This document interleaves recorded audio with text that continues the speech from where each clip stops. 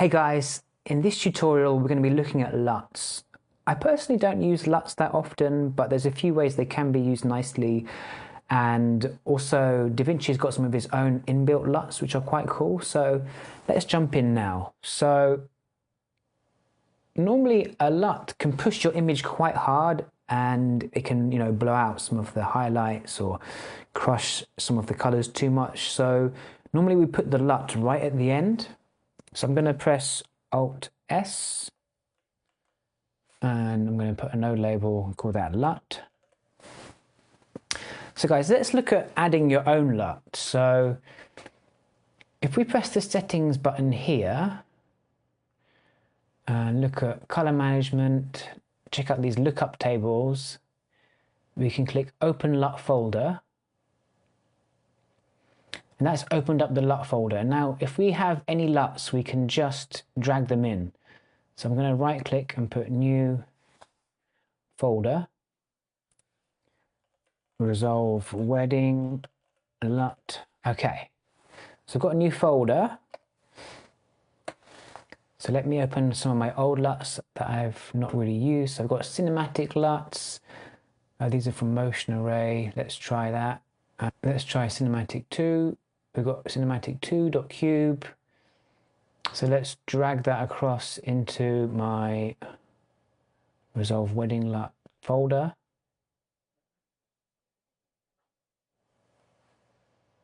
There we go, it's there. Let's hit Update Lists. We have to press Update and then hit Save. So now I can right click, I can go to LUT, and then I can add, let's find Resolve Wedding LUT, Cinematic 2. Here we go. And guys, obviously it's applied much too strong. So what I could do is go to my keying tab here, and then go to gain, and then pull it down. And I could just use it to like put a little bit at the end if I want.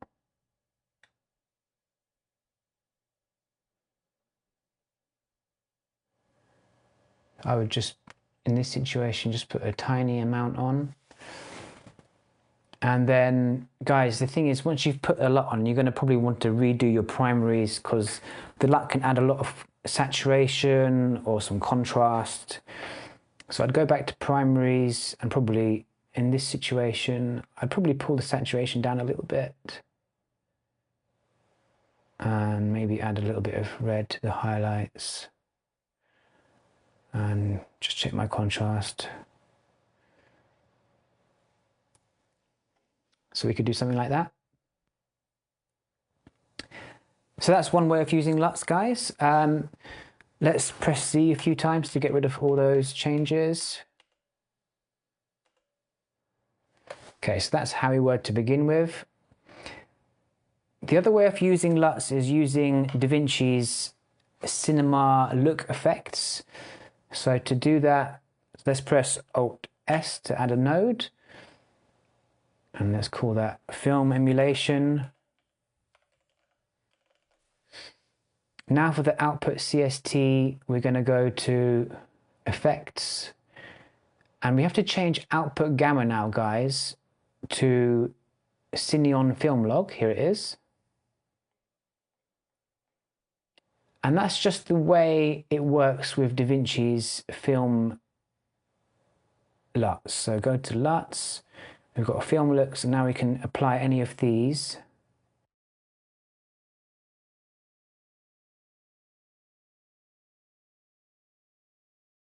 We can just scroll them. So maybe that first one is the least bad.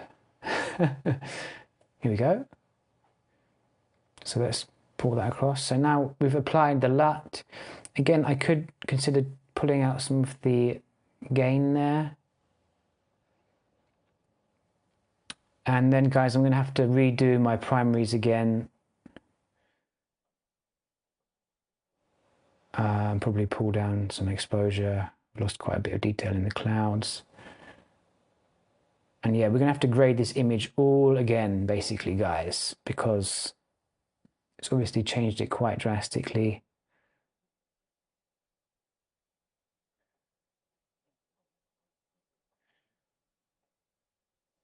So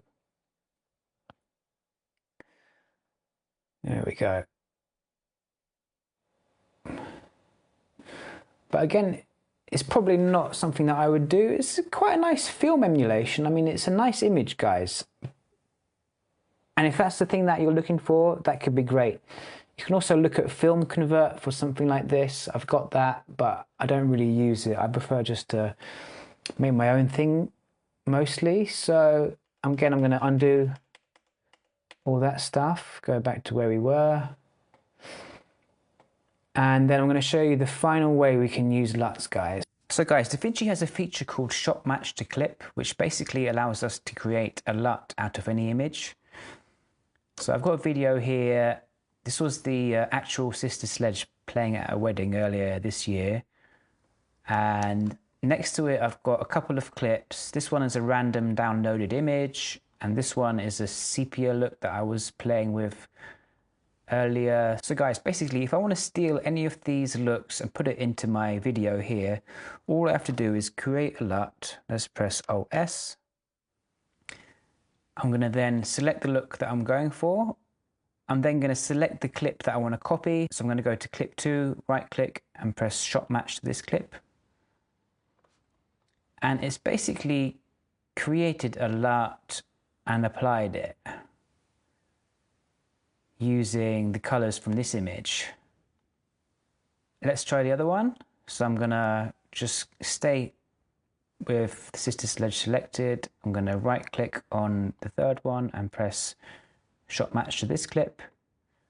And now it's going to give us a sepia tone.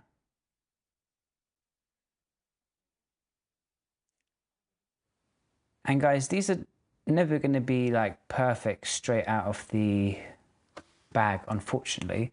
What we can do is key this clip if we want to reduce the power of it. So I could pull the gain down a bit.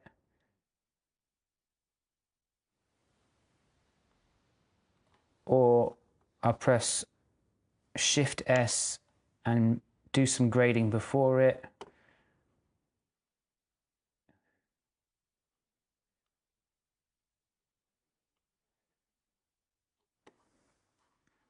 If I grab a still here, I can then just do let's say do a split, image wipe. Maybe I press this button here and then have that. So I'm just looking at the colors. It looks like quite a good match, guys. I can see a little bit more golden colors in the one behind, so maybe I'd go to my color wheels and just try and match it a little bit better. There's a bit more red in the sky out here, so I'd probably put it a bit more red. But basically, it gives you a starting point to work with, and then you're going to have to do a bit of your own editing, guys. But it's a nice start. It's not a perfect solution, but there you go. So that's a way of creating a LUT from any image. You can download them from the web and just use that. If you want to take a look from any film or any photographer, you can basically just use that technique and it'll get you most of the way there. You've still got to do a little bit of work, guys, to perfect it.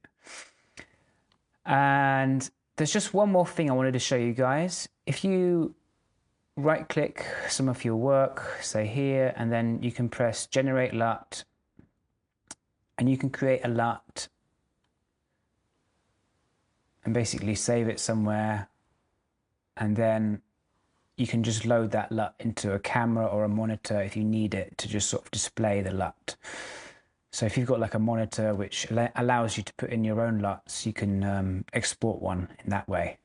Hey guys, so I hope that was a useful introduction to LUTs.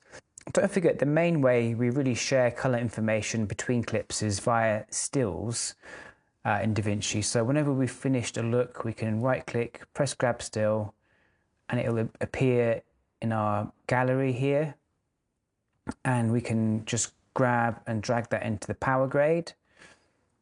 And these will be accessible to all the movies that we work on. Anytime we start a new project, we can just grab that look and it will not only have the look that we made, but it will also have the node tree.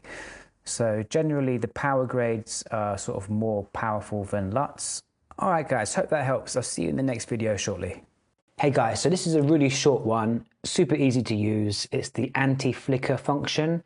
So sometimes, you've got LEDs which just aren't matching up to your lights. They're not vibrating at your standard hertz rate, and we get a little bit of flicker coming in. Now, all we need to do is go to Effects, search for deflicker,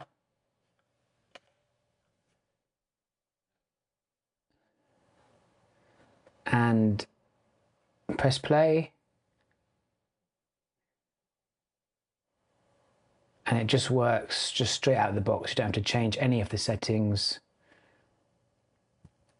And guys, that's another function that's just nice to have as a separate node on your node tree that you can just switch on and off anytime you need to. So thanks for watching this one, guys. Short and sweet. Hey guys, so this is going to be another fairly fast video. In this one, we're going to be looking at lens reflections. Now, there's a little knack to getting the lens reflections to look right. And the first thing is to choose a clip to apply it to that looks good. And normally, I like to apply it if there's some sort of obvious reason for a reflection, like this clip when she's holding up a mirror. I won't use this effect much, guys, maybe just once in a film, if any. But if there's a clip like this where there's a clear mirror being held up to the camera, it could be a nice opportunity to add a little bit of lens reflection. And all we do is click on Effects, type in reflection, pull that across, and now we get the default reflection. And guys, it's quite good at knowing where to go by default. Let's hit play. So it's kind of appearing near the bright areas. And so straight out of the box, it's okay. What we can do is just hit color and find a color that works with our color tone. So I'm going to choose something a little bit pinky, like that. Okay, and I'm going to probably pull down some of these others. So global brightness.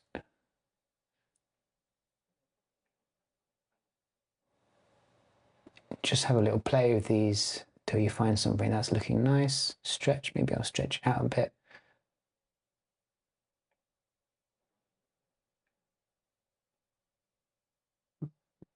Cool.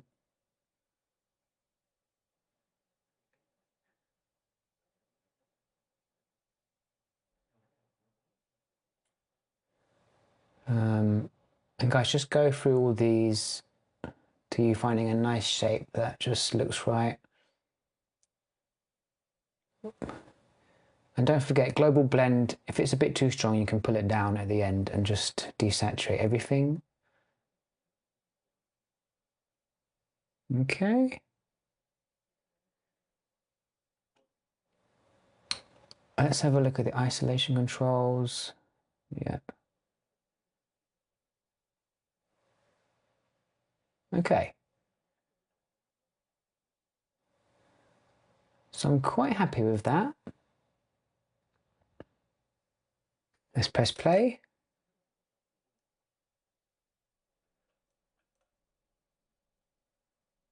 There we go. Maybe the lines are a little bit sharp there, so let's just find that. Was it defocus? Stretch.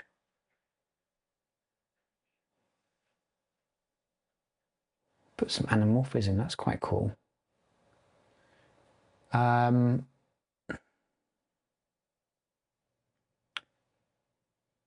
let's defocus it a bit because I feel like those lines are a little bit sharp, so I'm going to defocus those lines.